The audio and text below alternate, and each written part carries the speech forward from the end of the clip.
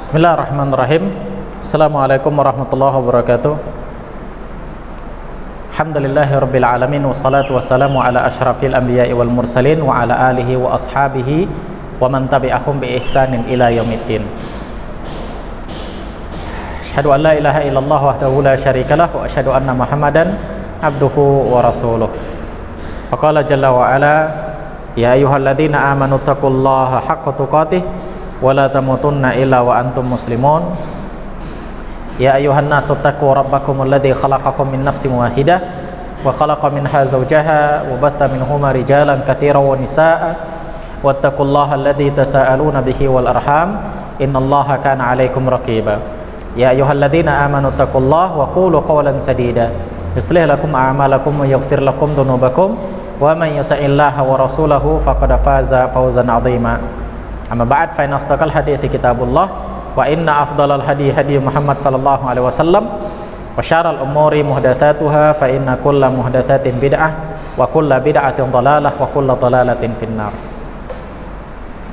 Taib, anak-anak sekalian rahimani wa rahimakumullah. Pada pertemuan ini kita akan bahas masih pengulangan tentang masalah qiraah, ya. Masih pengulangan tentang masalah qiraah. Qiraah ini sebagaimana yang sudah Ustaz jelaskan kemarin, ini adalah praktek dari ilmu yang sudah kalian pelajari, ilmu nahwu dan ilmu sharafnya. Ya, ilmu nahwu dan ilmu sharafnya. Maka qiraah itu adalah prakteknya. Apakah kalian betul-betul sudah paham tentang ilmu nahwu ataupun ilmu sharaf atau tidak? Ya, kalau kalian bisa baca, ini menjelaskan kepada kita bahwa kalian itu sudah paham ilmu nahwu dan ilmu sharafnya. Ya, sudah paham kaedah-kaedahnya, sudah hafal kaedah dan paham kaedah-kaedahnya. Tapi kalau kalian rasa kalian itu belum bisa baca, ini menjelaskan bahwa kalian itu belum paham ilmu nahwu dan ilmu sharaf. Ya, kalian belum paham ilmu nahwu dan ilmu sharaf. Taib, di sini kita akan coba sedikit mengulang beberapa pelajaran. Coba kalian buka buku qiraahnya dari halaman pertama, yaitu di halaman kedua. Halaman kedua. Di sini disebutkan ad-darsul awwalu. Ad-darsu al-awwalu. Kenapa dikatakan ad-darsul awwalu? Kenapa dibaca ad-darsul awwalu? Ya, kenapa dibaca ad-darsul awwalu? Kenapa kok enggak ad-darsal awwala atau ad-darsil awwali atau ad-darsul awwala atau ad-darsil awwali? Kenapa ad-darsul awwalu? Baik. Kita jelaskan sedikit.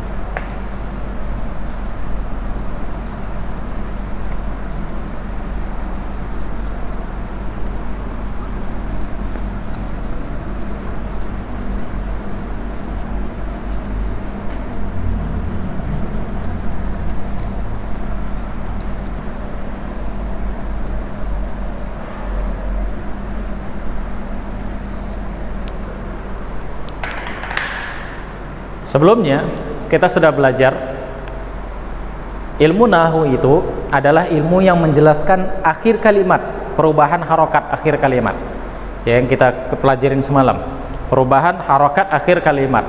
Adapun sharaf ini adalah perubahan kata, ya, perubahan kata, bukan harokat tapi perubahan kalimatnya, perubahan kalimat.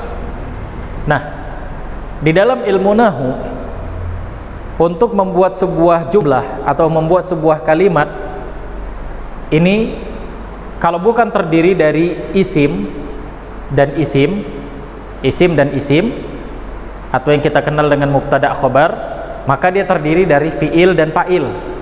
Ya, jadi untuk membuat kalimat pertama, dia terdiri dari isim dan isim atau kita kenal dengan mubtada khobar, atau yang kita kenal dengan mubtada khobar. Ini satu, mubtada dan khobar. Mubtada dan khobar. Yang kedua, fiil dan fa'il. Ya. Jadi untuk membuat kalimat, kalau bahasa Indonesia itu kan SPO, subjek, predikat, objek, kan begitu. Saya membaca buku. Sayanya itu subjek, membaca predikat, buku objek. Kalau dalam bahasa Arab cuma dua, mubtada khobar dan fiil fa'il. Inilah yang membentuk sebuah kalimat. Kita kasih contoh. Kalau mubtada khobar berarti kalimat itu dimulai dari isim. Kalau fiil fa'il berarti kalimat itu dimulai dari fiil. Ya, mubtada khobar kita kasih contohnya, misalnya hada babun. Hada babun. Ini pintu. Nah, ini pintu. Ini dimulai dari isim. Mana dia? Hada. Hada ini adalah isim. Isim mabni. Ya, dia domir. Isim mabni. Hada isim. Jadi kalimat yang dimulai dari isim namanya mubtada khobar. Mana mubtadanya? Inilah dia mubtada. Inilah dia mubtada. Mubtada itu apa? Awal kalimat. Awal kalimat. Babun ini khobar. Ini khobarnya. Khobar itu apa? Khobar itu penjelas mubtada. Mubtada itu ngapain? Nah, mubtada itu ngapain? Ini dia khobarnya. Jadi khobar bahasa kita kabar. Nah, kabar itu kan berita. Apa sih mubtada itu? Ngapain sih mubtada? Nah, jadi khobar itu berita yang menjelaskan tentang khobar. Jadi hada ini apa? Hada ini apa? Hada ini, ya. Apa itu maksudnya? Ini beritanya atau khobarnya babun. Ya, ini pintu. Jadi menjelaskan tentang pintu. Kita ambil contoh yang berikutnya. Misalnya, kita ambil contoh yang berikutnya. Al-madrasatu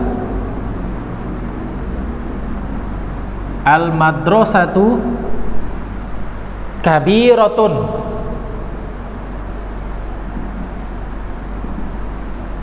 Kabiratun. Al-madrasatu kabiratun. Madrasah itu besar. Madrasah itu besar. Mana mubtadanya? Mubtadanya awal kalimat. Mana itu? Ini dia mubtada. Ya, mubtada awal kalimat madrasah. Apa itu madrasah? Apa itu madrasah? Nah, yang menjelaskan tentang madrasah inilah namanya khobar. Ya, ya bahasa kita kabar. Yang menjelaskan tentang madrasah namanya khobar. Apa madrasah itu? Bagaimana madrasah? Kabiratun. Madrasah itu besar. Madrasah itu besar. Maka ini kabarnya. Ini kabarnya. Ini sudah menjadi kalimat namanya. Ini sudah menjadi kalimat. Ini kalau mubtada khobar. Mubtada khobar. Nah, kita kembali kepada contoh. Kenapa dibaca ad-darsul awwalu? Ad-darsul awwalu. Nah, tapi sebelumnya tadi kita ambil contoh al-madrasatu kabiratun.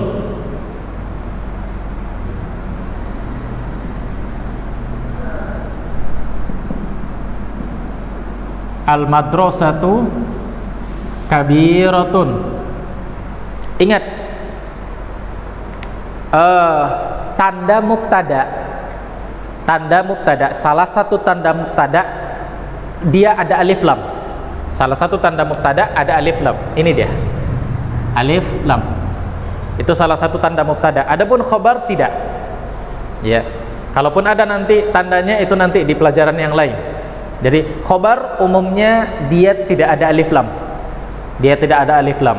Jadi kalau bahasa pelajaran nahunya nanti, mubtada itu dia ma'rifat. Ma'rifat dengan apa? Ma'rifat dengan alif lam. Ma'rifat ini dia dia dikenal, dia diketahui, ya, dia tertentu. Ya.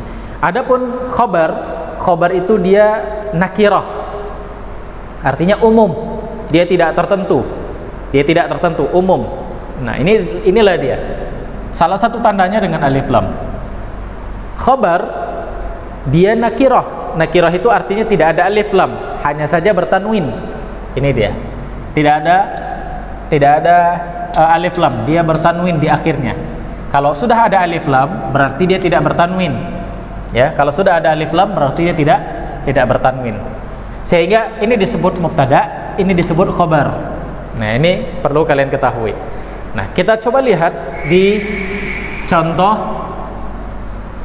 ad-darsul awwalu.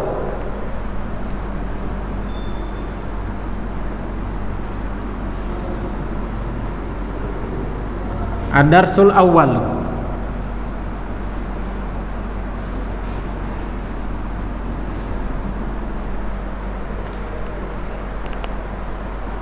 Ad-darsul awwalu, ya. Ad-darsul awwalu.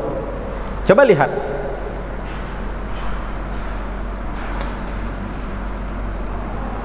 Ini kedua-duanya ada alif lam. Ya, ini kedua-duanya ada alif lam. Berarti kedua-dua ini bukan mubtada dan khobar. Ya. Dia kedua-duanya mubtada. Ya, kedua-duanya mubtada. Kenapa? Karena ada alif lam. Ya. Hanya saja yang kedua itu adalah sifat bagi yang pertama. Sifat. Nanti ada pelajarannya, istilahnya sifat mausuf atau na'at man'ut. Ya, sifat, yang ini sifat, ini mausuf yang disifatkan. Ini sifat, ini mausuf. Catatannya, jika mausufnya itu dhammah, maka sifatnya juga harus ikut dhammah. Bahasa i'rabnya, jika dia marfu, maka ini juga harus ikut marfu. Makanya ad-darsul awwalu. Ya, ad-darsul awwalu. Baik. Mana khobarnya? Nah, khobarnya mahdhuf. Ya, khobarnya mahdhuf, artinya dihilangkan karena sudah paham. Ya. Hadzal bab darsul awwalu, darsun awwalun, atau ad-darsul awwalu hadza. Ini dia. Ya, ad-darsul awwalu hadza.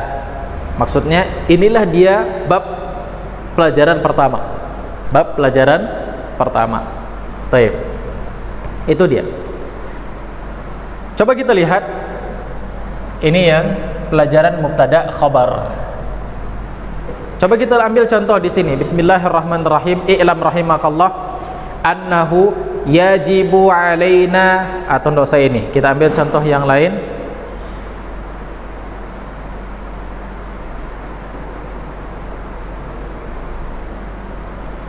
Qala al-Bukhari. Qala al-Bukhari.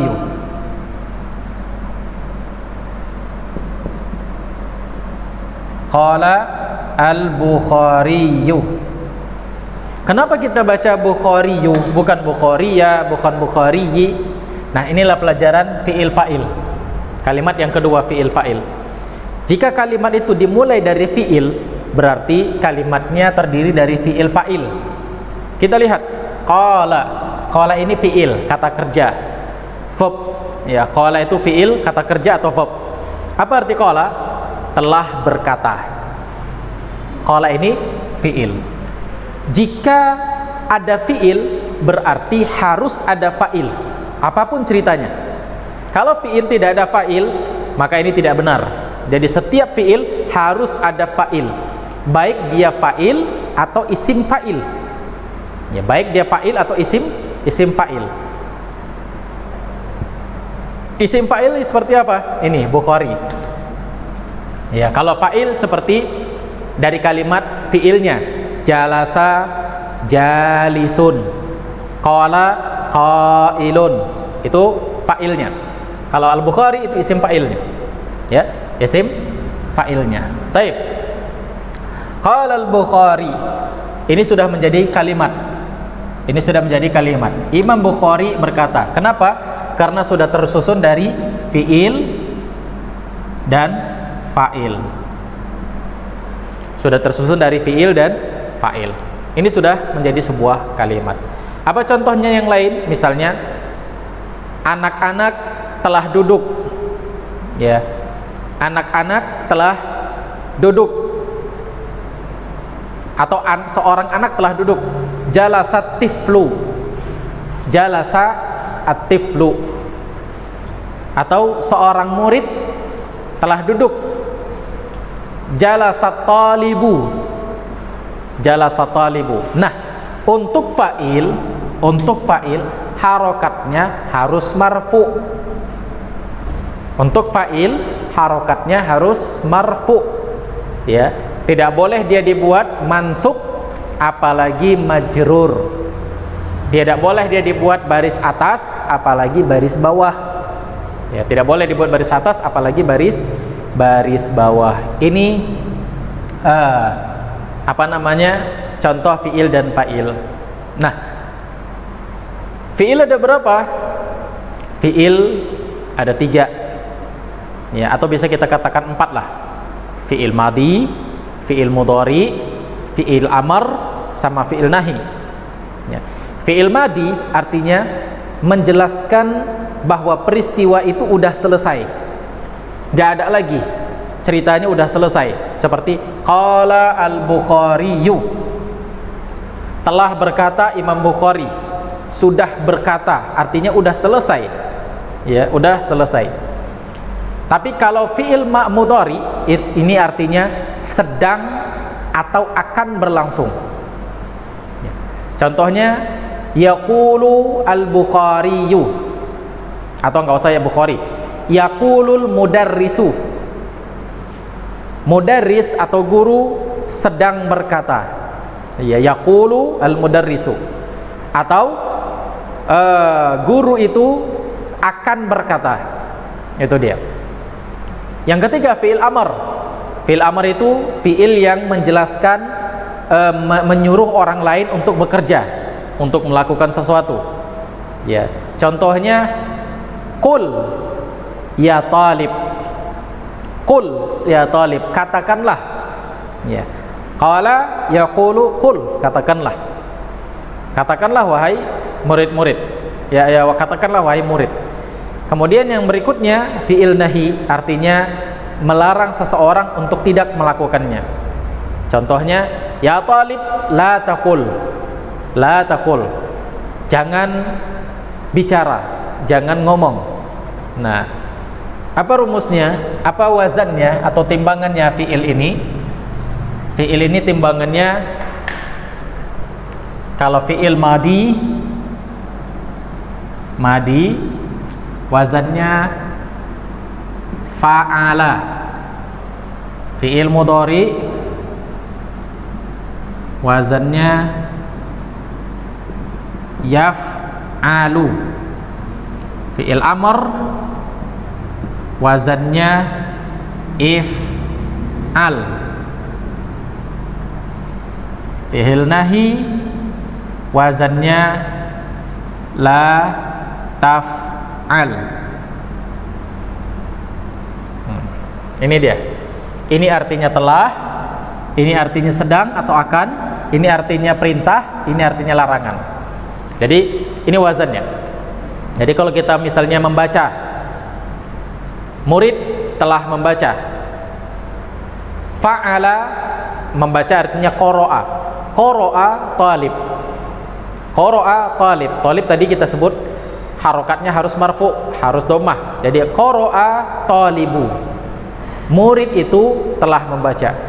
Kalau kita buat murid itu akan membaca, maka menjadi yaqra'u talibu. Yaqra'u talibu. Murid itu akan membaca atau sedang membaca. Kalau kita bilang, kita suruh, wahai murid bacalah. Jadi if'al. Iqra. Iqra. Ya, wahai murid bacalah, ya talib iqra. Kalau kita larang jangan baca misalnya, maka la taf'al, la taqra. La taqra, ya tulab, ya talib, la taqra. Nah, itu untuk fi'il. Taib, ini hanya sekedar sedikit pengulangan dalam ilmu nahwu dan sharaf agar kita bisa membaca pelajaran kita ini, membaca dari awal sampai akhir. Dan jangan lupa kita juga harus tahu artinya. Ya, kita juga harus tahu artinya. Taib, kita cukupkan aja sampai di sini, mudah-mudahan ada manfaatnya. Qulu qouli hadza wa astaghfirullah li wa lakum wa lisairil muslimin innahu huwal ghafurur rahim. Assalamualaikum warahmatullahi wabarakatuh.